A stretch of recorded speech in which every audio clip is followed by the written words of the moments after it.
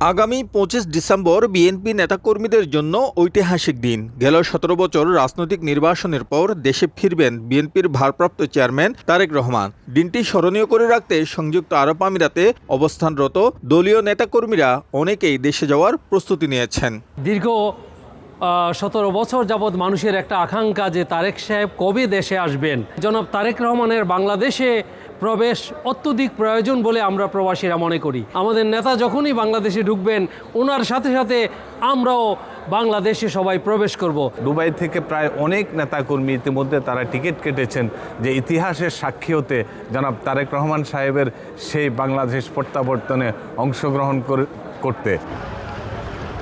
UAE বিএনপির নেতাকর্মীরা জানান, শুধু দলের ভারপ্রাপ্ত চেয়ারম্যান ১৭ বছর নির্বাসিত জীবন কাটিয়েছেন তা নয়, সেই সঙ্গে বহু নেতাকর্মী হামলা মামলার শিকার হয়ে বিদেশে নির্বাসিত ছিলেন। তাই দলের ভারপ্রাপ্ত চেয়ারম্যানের সঙ্গে প্রত্যাবর্তনের আনন্দ ভাগাভাগি করতে চান বলে জানান তারা। আমরা খুবই আনন্দিত, যেহেতু তারেক সাহেবও একজন প্রবাসী। উনি ভবিষ্যতে বাংলাদেশের যদি কর্ণধার হয়ে থাকেন, উনি প্রবাসীদেরকে অনেক মূল্যায়ন করবেন। তারেক রহমানের স্বদেশ প্রত্যাবর্তন উপলক্ষে সংযুক্ত আরব আমিরাত বিএনপি এবং দুবাই বিএনপি আমরাও তার আগমনকে স্বাগত জানানোর জন্য। জনাব তারেক রহমান দেশে যাচ্ছেন, আমরা খুব আনন্দিত।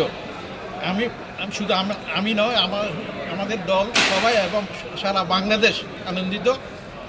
আমরা এখন থেকে ট্রাই করতেছি সেম ফ্লাইটে আমরা যেতে পারি কিনা, কিন্তু টিকিটের ক্রাইসিসের জন্য হয়তো একসাথে যেতে পারবো কিনা জানি না, তবে সেম ডেটেই অন্য এয়ারলাইনে হলেও আমরা দেশে যাওয়ার চেষ্টা করতেছি।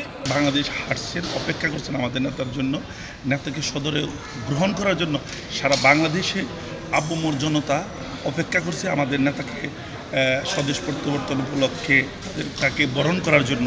এদিকে লন্ডন থেকে তারেক রহমানকে বহনকারী বিমান সরাসরি সিলেট যাবে, তাই আমিরাত থেকে কোনো নেতাকর্মীর ওই ফ্লাইটে দেশে যাওয়ার সুযোগ নেই। তাই প্রবাসী নেতাকর্মীরা আগে ভাগেই অন্য ফ্লাইটে সরাসরি ঢাকা যাচ্ছেন। শিবলি আল সাদিক, সময় সংবাদ, সংযুক্ত আরব আমিরাত।